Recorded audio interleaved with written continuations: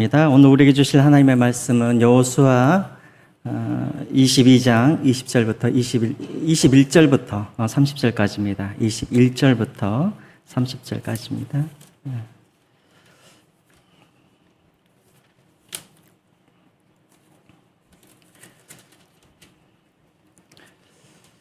22장 21절부터 30절까지 말씀 우리 한 절씩 교독하겠습니다. 루벤 자손과 갓 자손과 므낫세 반지파가 이스라엘 천천의 수령들에게 대답하여 이르되 전능하신 자 하나님 여호와 전능하신 자 하나님 여호와께서 아시나니 이스라엘도 장차 이 일이 만일 여호와를 거역함이거나 번제함이거든 주께서는 오늘 우리를 구원하지 마시옵소서. 우리가 목적이 있어 주의하고 이같이 하였노라. 곧 생각하기를 후일에 너희 자손이 우리 자손에게 말하여 이르기를 너희가 이스라엘 하나님 여호와와 무슨 상관이 있느냐. 너희 루벤 자손 갓 자손아 여호와께서 우리와 너희 사이에 요단으로 경계를 삼으셨나니 너희는 여호와께 받을 분깃이 없느니라 하여 너희의 자손이 우리 자손에게 여호와 경외하기를 그치게 할까 하여 우리가 말하기를 우리가 이제 한 제단 쌓기를 준비하자 하였노니 이는 번제를 위함도 아니요 다른 제사를 위함도 아니라 우리가 여호와 앞에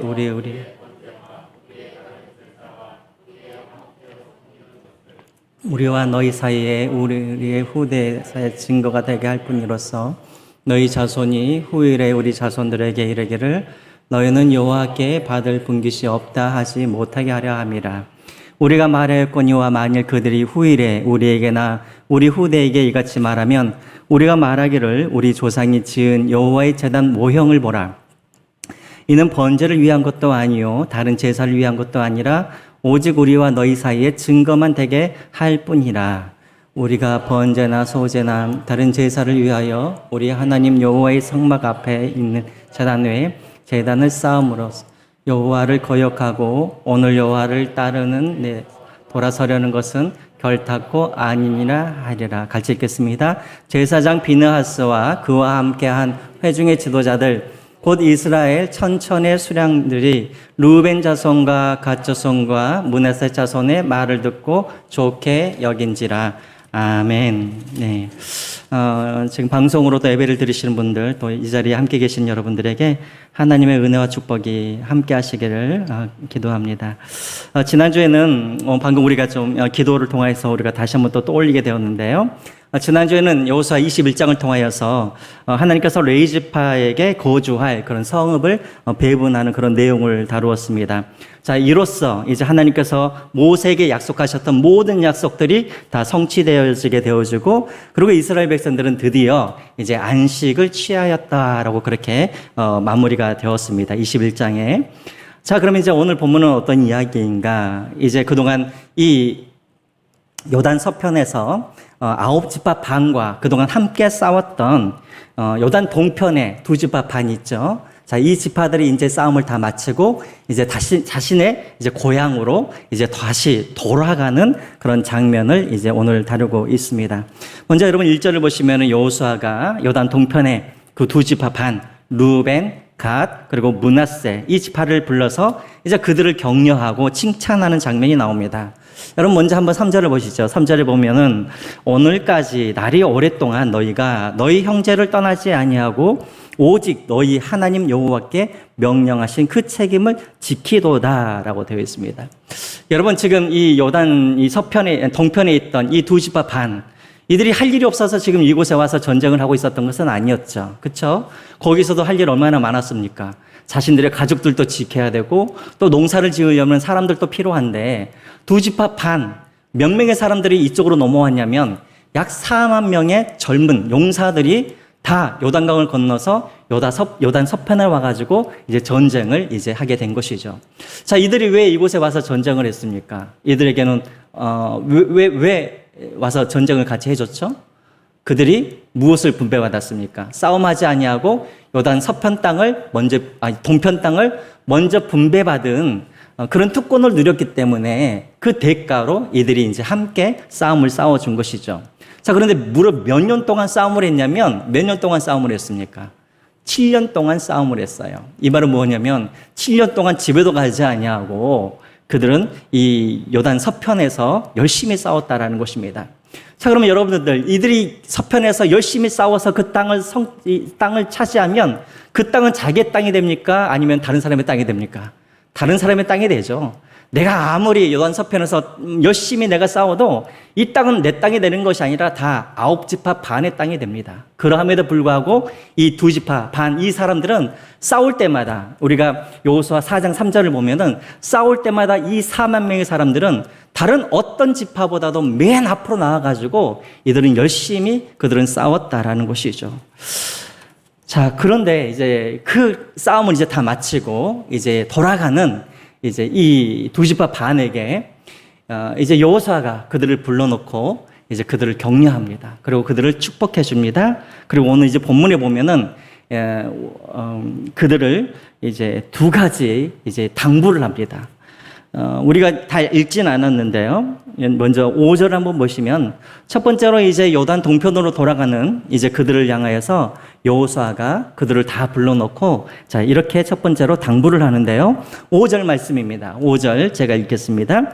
오직 여호와의 종 모세가 너희에게 명령한 명령과 율법을 반드시 행하여 너희의 하나님 여호와를 사랑하고 그의 모든 길로 행하며 그의 계명을 지켜 그에게 친근히 하고 너희의 마음을 다하여 성품을 다하여 그를 섬길지니라 하고 라고 되어 있습니다. 여러분, 여러 가지 많은 이야기가 나오는데 한마디로 요약하자면 뭐냐면 너희들 그 땅으로 돌아가가지고 요단강 동편으로 가가지고 거기에서도 여호와를 사랑하고 하나님의 말씀을 잘 지키라 라고 그렇게 이제 격려를 하고 있는 것이죠. 자, 거기에 여러분 이제 그 중간 정도에 보면은 계명을 지키고 또 그에게 친근히 하고 라고 나와 있죠. 여기서 말하는 친근히 하고 라는 이 말은 히브리어로 다마크라는 단어인데요. 이 말은 무엇이냐면 딱 달라붙다 이런 말입니다. 다시 말하면 오직 하나님만을 너희들이 의지하면서 살아라 이렇게 말을 하고 있습니다. 그리고 그 뒤에 보면은 그냥 섬기는 신용만 하지 말고 너희들이 마음을 다하고 성품을 다하고 하나님만을 온전히 섬기라 라고 그렇게 이야기를 하고 있습니다. 마치 먼 길을 떠나는 그런 자식들을 이렇게 당부하고 이렇게 격려하는 것처럼 지금 여호수아가 아버지의 마음으로 그렇게 격려하고 있는 것을 우리가 보게 되어집니다. 자, 그런데 여러분 한번 생각을 해보시죠. 이 사람들은 다 큰 사람들이잖아요. 다 성인들입니다. 자, 그런데 여호수아가 왜 이렇게 이제 물가에 내놓는 그런 어린 아이와 같은 같이 그들을 취급하면서 이렇게 지금 신신당부를 할까요? 왜 그럴까요? 여러분들에게 한번 질문을 할게요. 여러분, 우리가 하나님을 뜨겁게 사랑하고 또 말씀을 잘 지키고 우리가 기도를 더 뜨겁게 할 때는 우리 삶 가운데 아무 일이 안 일어날 때 우리가 더 뜨겁게 기도를 합니까? 아니면 우리의 인생 가운데 뭔가 전쟁이 있고 어려움을 당할 때 더 뜨겁게 우리가 기도를 합니까? 언제 더 뜨겁게 기도를 하죠? 네? 우리 인생에 어려움을 닥칠 때 우리가 더 하나님께 더 기도를 많이 하는 것이죠. 그렇습니다. 우리가 되돌아보면 우리 삶 가운데 어떤 위기가 없고 문제가 없으면은 우리가 신앙생활을 좀 게을리 할 때가 좀 많이 있는 것 같아요. 그런데 우리 인생 가운데 어떤 문제가 생기고 또 어려움이 생기면 그때 우리의 기도가 더 뜨거워지고 또 우리의 예배가 더 절실해지는 것을 우리가 많이 경험을 하는 것이죠. 자, 지금 여호수아가 왜 이들에게 이렇게 당부를 하고 있냐면, 자, 이제 전쟁은 다 끝났습니다. 자, 이들이 이제 요단강 동편으로 가게 되어지면 이제 그들은 가족들과 함께 평안한 삶을 살고 이제 안식을 취하면서 살게 될 거예요. 이제 그 땅에는 전쟁이 없을 거예요. 근데 여호수아의 눈으로 보기에는 이들이 육체적으로는 평안할지라도 여호수아의 눈에 보기에는 그것이 어쩌면 이들에게 영적인 위기가 될 수 있다라고 이 여호수아는 생각했다라는 것입니다. 여러분, 영적으로 더 뜨거워질 때는 사실은 위기가 있을 때예요. 전쟁이 있을 때예요. 거꾸로 말하면 평안할 때는 우리가 하나님과 멀어질 수가 있다라는 것입니다. 자, 그래서 여호수아는 이렇게 신신당부하는 이유가 무엇이냐면 이제 그 땅에는 전쟁도 없고 평안하기 때문에 오히려 여호수아가 보기에는 그들이 하나님을 더 떠날 가능성이 많기 때문에 이렇게 신신당부를 하는 것이죠. 우리가 그것을 어디서 알 수 있냐면 사사기를 보세요, 여러분. 사사기. 언제 이들이 우상숭배를 합니까? 평안할 때 우상숭배를 하죠. 그런데 이들이 언제 하나님을 찾죠? 하나님께 징계를 받고 다른 민족들이 와서 자기들과 전쟁을 할 때 이들이 하나님 앞에 나아가서 회개하는 것을 보게 되어집니다. 여러분, 이것이 바로 신앙의 원리라는 것이죠. 그래서 여러분, 우리 가운데 어떤 문제가 없고 평안하고 그럴 때 하나님이 정말 잘 지켜주고 계시는구나, 이렇게 안심하면 안 되는 거예요. 내 인생 가운데 어떤 문제가 없고 내 인생 가운데 어떤 전쟁과 같은 그런 어떤 어려움이 없을 때일수록 우리는 더 예배에 집중해야 되고 우리 기도는 더 깊어져야 한다라는 것이죠. 자, 지금 여호수아가 이제 평안한 삶을 살게 될 그들을 위해서 혹여라도 그들이 우상숭배에 빠지지 않도록 그들에게 신신당부하면서 율법을 잘 지키고 하나님을 사랑하고 하나님을 섬기고 하나님과 딱 달라붙어서 살아라 라고 지금 그렇게 강조하고 있다라는 것입니다. 그래서 여러분, 모든 일이 잘 될 때, 형통할 때 더 여러분들이 영적으로 긴장하시고 깨어 있으시기를 주님의 이름으로 부탁드립니다. 자, 두 번째로 무엇을 당부하냐면 8절을 이제 말씀으로 이제 당부를 하고 있는데, 자, 8절 말씀을 한번 보겠습니다. 8절. 읽겠습니다. 말하여 이르되 너희는 많은 재산과 심이 많은 가축과 음과 금과 구리와 새와 심이 많은 우복을 가지고 너희의 장막으로 들어가서 너희의 원수들에게서 탈취한 것을 너희의 형제와 나눌지니라 하매라고 되어 있습니다. 자, 여호수아가 이제 두 지파 반이 동편으로 이제 고향으로 가니까 여호수아가 그들을 빈손으로 보내지 않습니다. 그들의 손에 이제 무엇을 주냐면 이제 이들이 전쟁을 통하여서 얻었던 그 전리품들을 이 두 지파 반에게 그것을 갖다가 뚝 떼어가지고 이들에게 주었다라는 것이죠. 자, 그 항목들이 나와 있는데 가축도 주고 음과 금과 구리와 많은 우복을 주었다라는 것입니다. 근데 여러분, 사실은 여호수아가 그들에게 전리품을 줄 의무라든가 이유는 없어요. 왜냐하면 이 사람들이 지금 여기서 전쟁을 한 이유는 무엇이냐면 이미 자신들이 동편에서 받았던 그 특권을 받았기 때문에 그 대가로 지금 봉사를 한 것이잖아요. 그러니까 사실은 여호수아 입장에서 보면은 그들에게 전리품을 줄 그런 의무는 없지만 여호수아는 그들의 수고, 그들의 희생을 인정하고 그리고 거기에 대해서 감사하고 그리고 감사할 뿐만 아니라 그들에게 전리품을 주면서 그들을 그렇게 돌려보내는 것을 우리가 보게 된다라는 것입니다. 여러분, 여기에서 이 여호수아의 모습 속에서 우리가 배워야 할 것들이 있습니다. 그것은 무엇이냐면 다른 사람들의 희생과 수고를 우리가 너무 당연하게 여겨서는 안 된다라는 것입니다. 제가 아는 한 집사님은 건축 관련해서 일을 하시는 집사님이 계세요.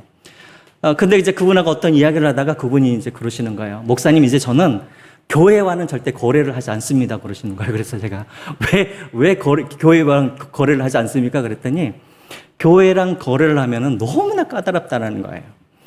딱 앉자마자 뭐라 그러냐면 제일 좋은 것을 제일 싼 값으로 해달라고 막 그러신대요. 제일 좋은 것을 어떻게 제일 싼 걸로 해줘요? 그렇죠. 다 가격이 있잖아요.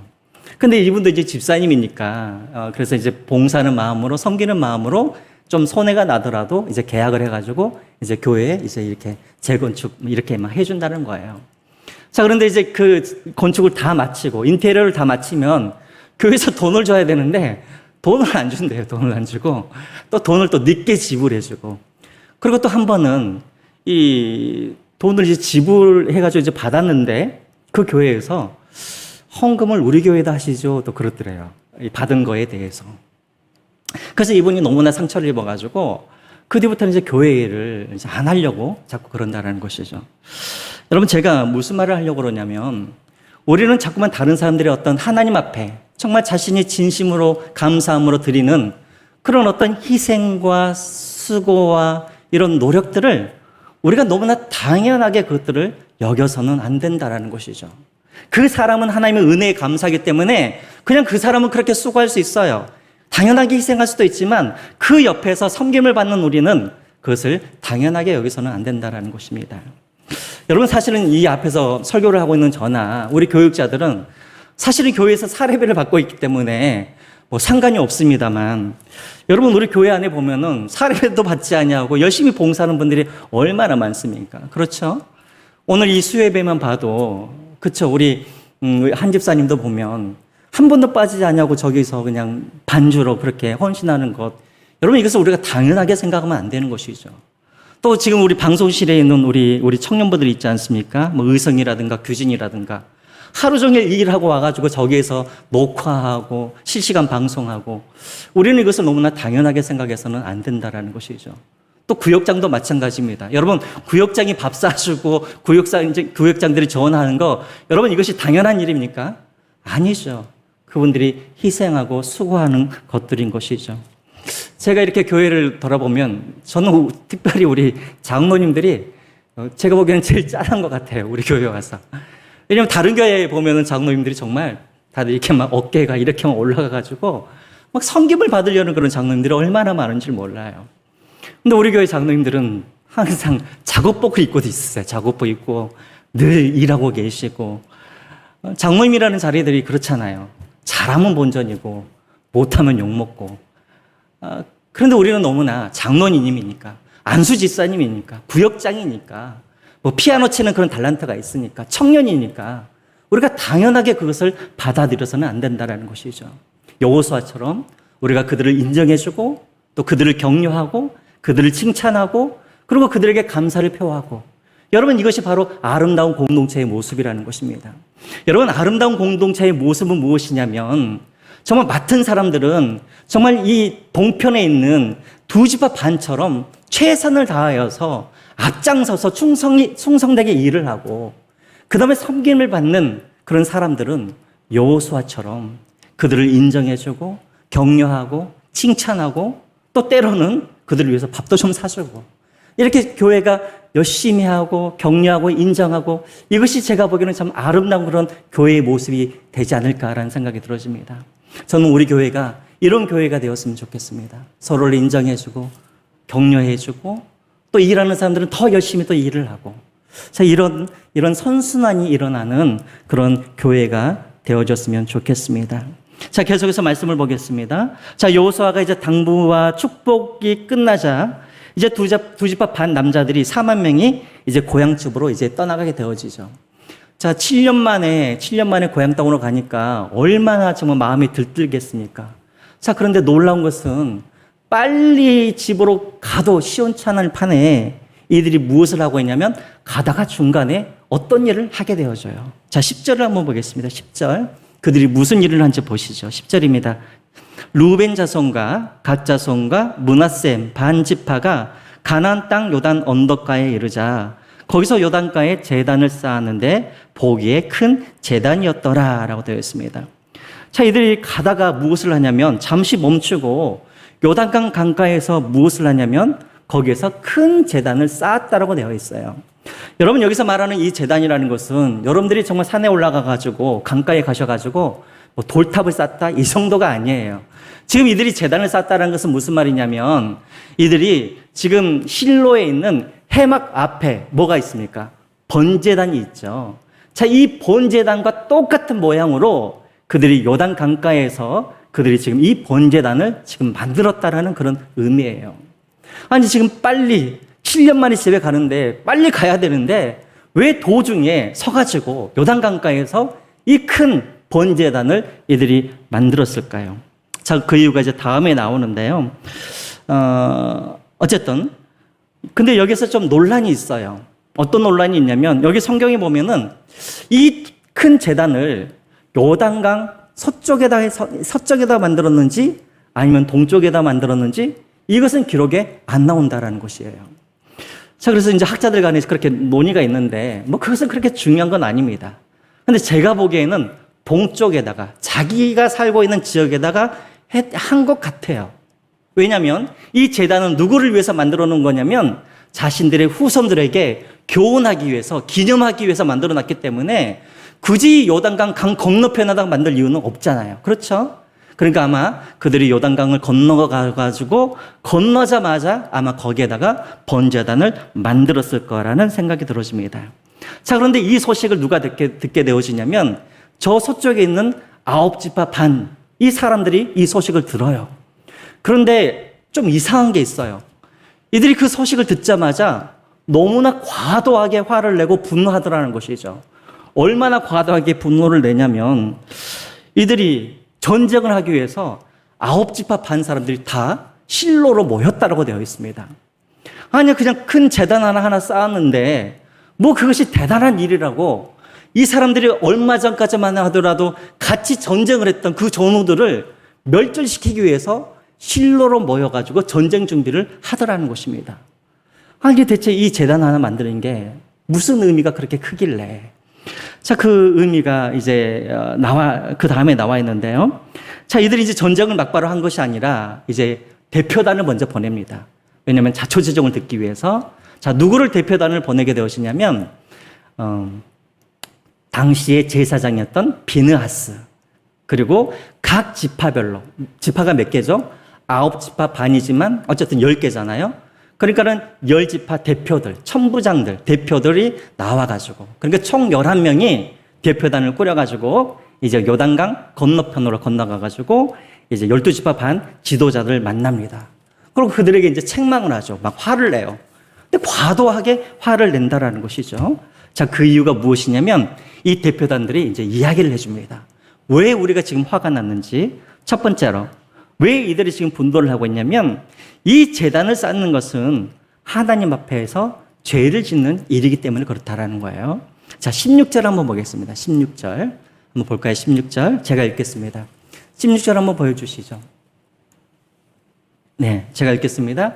여호와의 온 회중이 말하기를 너희가 어찌하여 이스라엘 하나님께 범죄하여 오늘 여호와를 따르는 데서 돌아서서 너희를 위하여 제단을 쌓아 너희가 오늘 여호와께 거역하고자 하느냐라고 되어 있습니다.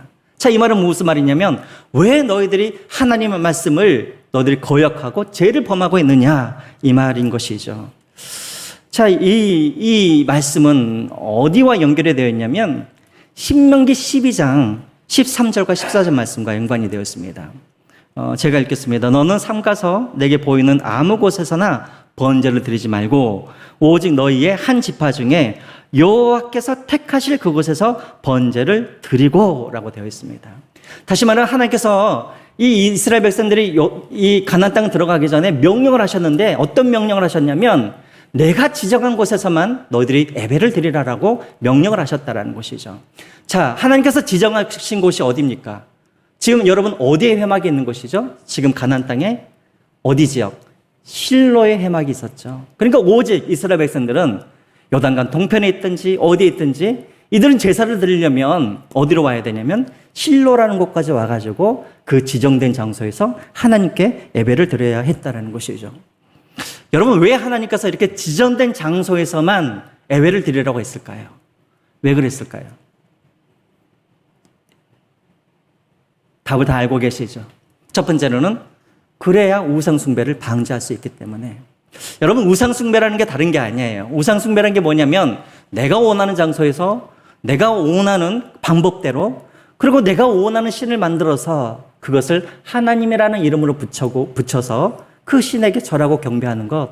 여러분 이것이 바로 우상숭배인 것이죠. 다시 말하면 각 지파별로 각자 제단을 만들어가지고 예배를 드리면 자신들의 방식대로 예배를 드리고 자신들이 생각하는 그런 하나님을 만들어가지고 제사를 드리다 보면 이들이 우상숭배에 빠질 수가 있기 때문에 하나님은 딱 지정된 장소에서 예배를 드리라고 말씀하신 것이죠. 또 두 번째로 이유가 있습니다. 또 왜 그랬을까요? 이들이 각 지파별로 예배를 드리게 되어지면 어떤 일이 벌어집니까? 그들이 서로 만날 일이 있을까요? 없을까요? 서로 만날 일이 없겠죠. 자, 그러다 보면 여러분 어떤 일들이 생기겠습니까? 공동체 의식이 점점 사라지게 되겠죠.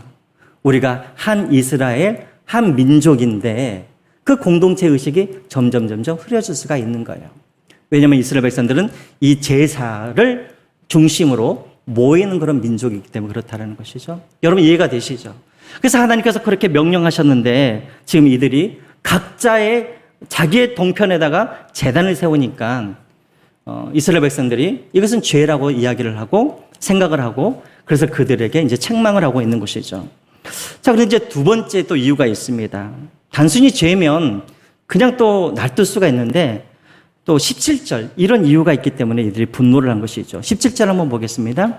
부월의 제약으로 말미암아 여호와의 회중에 재앙이 내렸으나 오늘까지 우리가 그 죄에서 정결함을 받지 못하였거늘 그 죄악이 우리에게 부족하여서라고 되어 있습니다. 여러분 지금 왜 이들이 과도하게 화를 내고 있냐면 이 이스라엘 백성들에게는 일종의 트라우마가 있어요. 어떤 트라우마가 있냐면 우상을 섬기다가 하나님 앞에 크게 한번 호되게 당한 적이 있었어요. 그게 어떤 사건이냐면 바로 부월의 죄악이에요. 여러분 부월의 죄악 어떤 사건입니까? 기억나세요? 네, 민수기 25장에 나와 있는 사건이죠. 모압 여인들이 이스라엘 남자들을 유혹해가지고 그들과 함께 동침을 하고 그리고 이 남자들로 하여금 부월 바알이라는 자신들의 신을 믿게 하는 그런 사건이 일어나게 되었죠. 자, 이것으로 말미암아 몇 명의 사람들이 죽게 됩니까? 24,000명의 사람들이 이것으로 통하여서 죽게 되어지죠. 자, 그런데 거기서 뭐라고 그러냐면 말씀에 우리가 그 죄에서 정결함을 받지 못하였거늘이라고 되어 있습니다. 자, 이 말은 무슨 말이냐면 아직도 그때의 상처가 우리 안에 담겨져 있다라는 것이죠. 자, 그 상처가 그 기억들이 우리 안에 아직 지워지지 않았다라는 것입니다. 그런데 너희들이 그런 사건을 경험했음에도 불구하고 어떻게 또다시 우상 숭배를 할 수 있느냐 지금 그것을 이야기하고 있다라는 것이죠. 자, 그때 여러분 이들이 전염병으로 인해서 24,000명이 죽게 되어지는데 그때 그 전염병을 막았던 사람이 있습니다.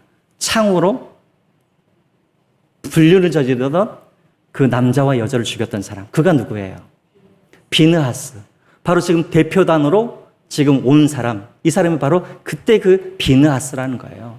그러니까 비느하스는 그때의 생각이 너무나 생생하게 다 알고 있는 것이죠. 근데 너희들이 또 그때 그 사건을 같이 보았음에도 불구하고 어떻게 또 우상 숭배를 할 수 있느냐라고 지금 책망하고 있는 것입니다.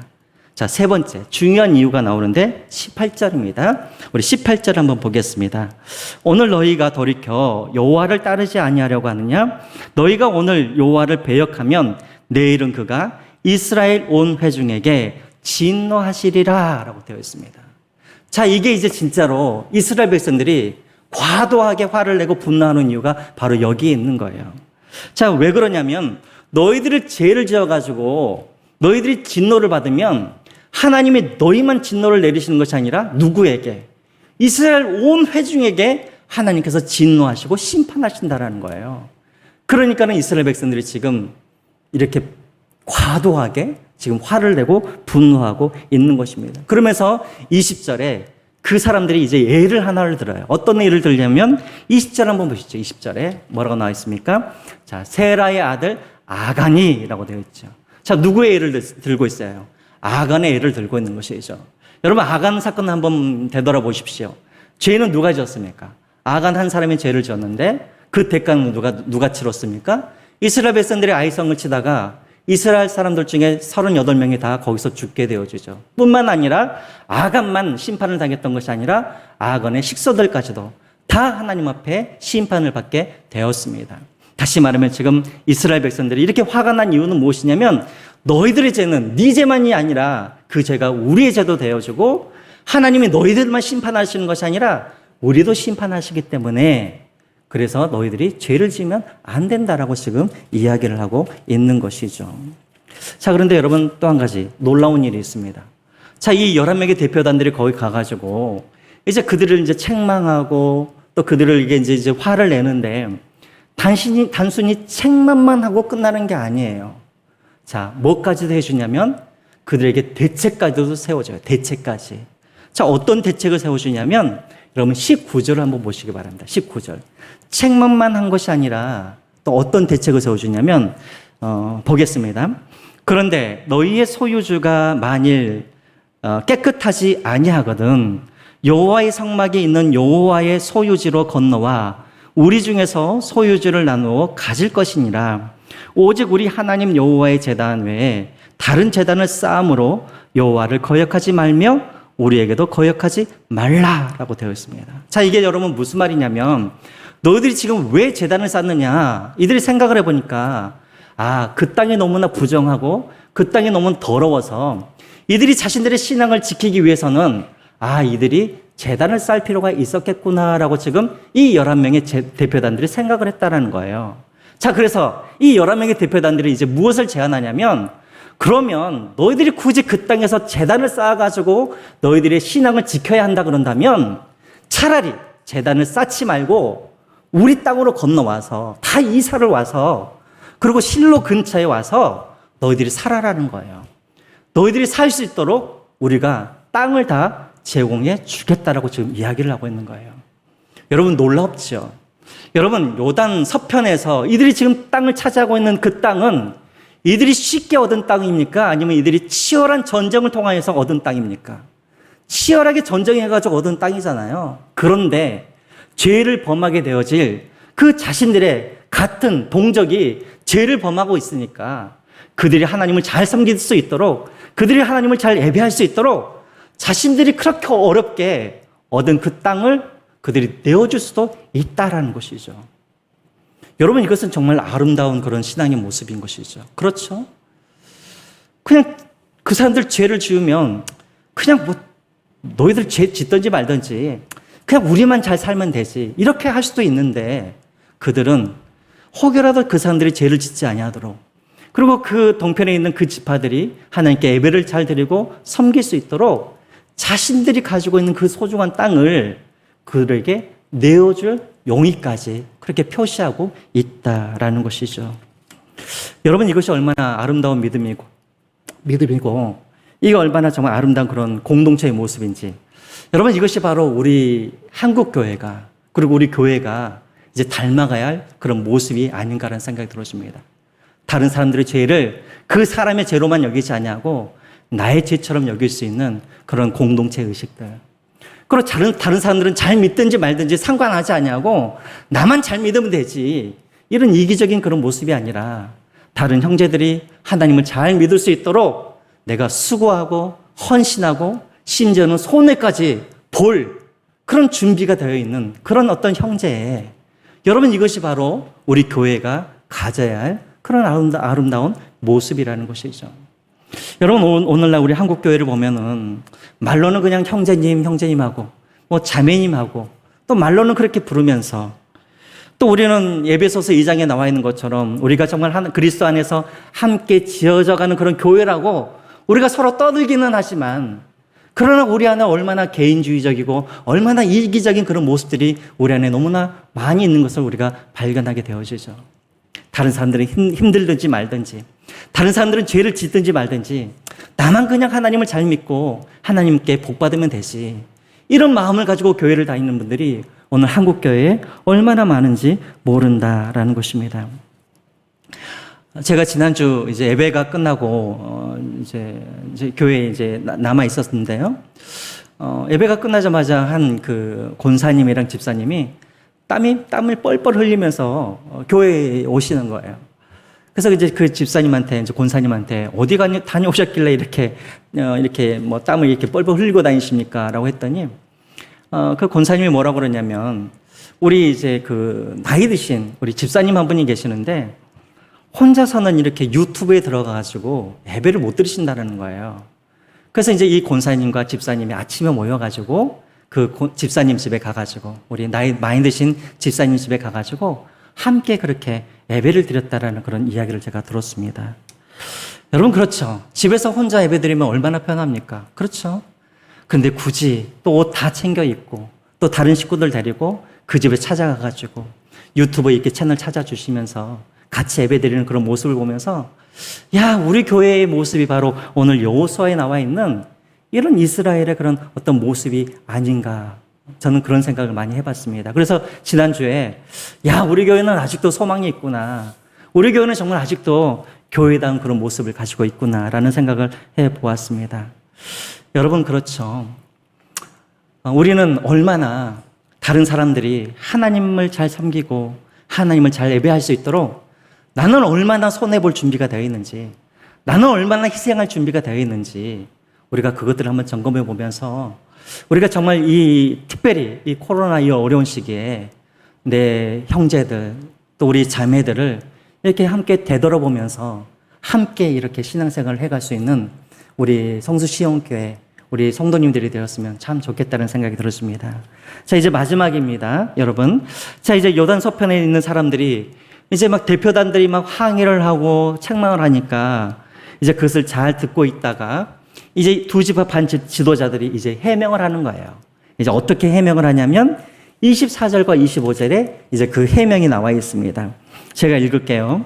우리가 목적이 있어서 주의하고 이같이 하였노라. 곧 생각하기를 후일에 너희 자손이 우리 자손에게 말하여 이르기를 너희가 이스라엘 하나님 여호와와 무슨 상관이 있느냐. 너희 루벤 자손 갓 자손아 여호와께서 우리와 너희 사이에 요단으로 경계를 삼으셨나니 너희는 여호와께 받을 분깃이 없느니라 하여 너희 자손이 우리 자손에게 여호와 경외하기를 그치게 할까 하여라고 되어 있습니다. 여러분 너무나 말씀이 길어가지고 무슨 말인지 잘 모르겠죠.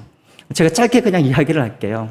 무슨 말이냐면 이제 우리가 다 죽고 나면 이제 우리를 기억하지 못하는 이제 우리 후손들이 어느 날 갑자기 너희들의 후손이 우리 후손들에게 그러니까 서쪽에 있는 너희 후손들이 동쪽에 있는 우리 후손들에게 와가지고 야, 이 요단강이 경계가 아니냐.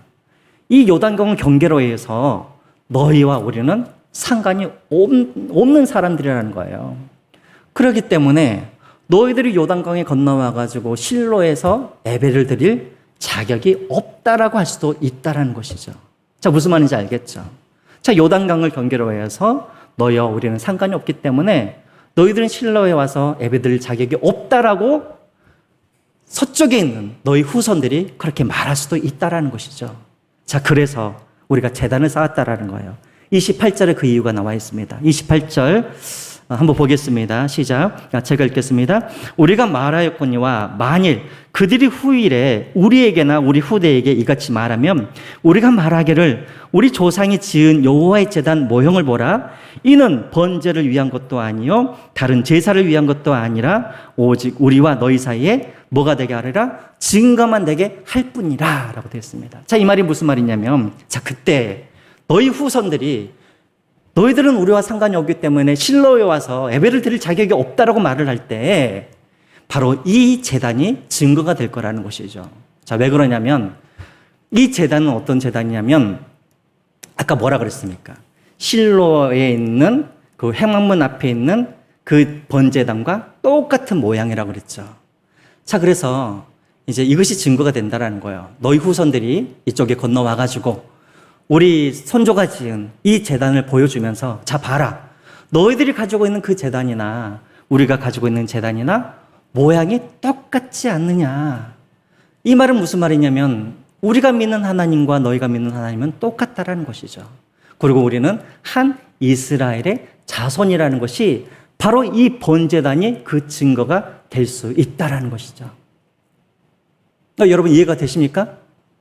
이해되세요? 네. 똑같은 제단을 갖고 있기 때문에 너희와 우리는 다른 것이 아니라 바로 너희와 우리는 하나다라는 것을 보여주기 위해서 이 증거 제단을 만들었다는 것입니다. 이해되셔요? 네, 이해되죠? 이해 안 되신 분들은 제가 지금 이렇게 설명을 잘 못하고 있는데 지금 이해 안 되신 분들은 찾아오십시오. 네. 똑같은 제단이 어쨌든 증거라는 거예요. 무슨 증거? 우리가 하나다라는 그런 증거로 만들었다라는 것입니다. 자, 여러분 보세요. 이들이 지금 7년 만에 가족들에게 돌아가는 거기 때문에 얼마나 빨리 좀 가고 싶겠습니까? 또 지금 뭘 들고 있어요? 금과 은과 의복과 가축과 얼마나 많은 선물을 가지고 있습니까? 빨리 가가지고 그들에게 선물도 나눠주고 또 우리 자식들이 얼마나 컸는지 보고 싶은데 이들은 거기서 막바로 가는 것이 아니라 중간에 서가지고 이 제단을 만들었는데 이 제단을 왜 만들었냐면 제사를 지내기 위해서 만든 것이 아니라 후대에 우리 후손들 중에 혹여라도 저쪽 강 건너편의 후손들이 예배를 못 드리게 할까봐 그것이 걱정이 되어서 내 후손들이 예배를 잘 드릴 수 있도록 내 후손들이 하나님을 잘 섬길 수 있도록 그들은 중간에서 그 일들을 준비하고 있었다는 것이죠. 여러분 이것은 참 놀라운 신앙인 것이죠. 여러분 우리 부모들이 해야 할 일이 바로 이런 것 아니겠습니까? 우리가 지금 자녀들에게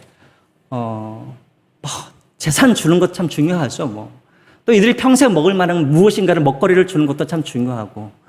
얼마 전에 좀 제가 뉴스를 봤더니 요즘에 이제 막 아파트 값이 너무나 많이 올라가니까 요즘 부모님들이 아파트를 사가지고 자녀들에게 또 주는 게 요즘 또 유행이라고 그래요. 얼마나 큰 그런지 모르겠지만. 여러분, 그런데 아파트 주고 먹을거리 주고 또 그들에게 주식 주고 빌딩 주고 그래서 평생 굶지 않도록 해주는 것, 물론 이것도 뭐 의미가 없는 것은 아니겠지만 여러분, 그것을 다 받아도 그들에게 신앙이 없고 하나님이 없으면 여러분, 그것이 무슨 소용이 있겠습니까? 그렇죠? 좋은 대학 나와가고 또 돈 많이 갖고 부자가 된다 한들 하나님이 없으면 그 인생은 실패한 인생이 될 수밖에 없는 것이죠.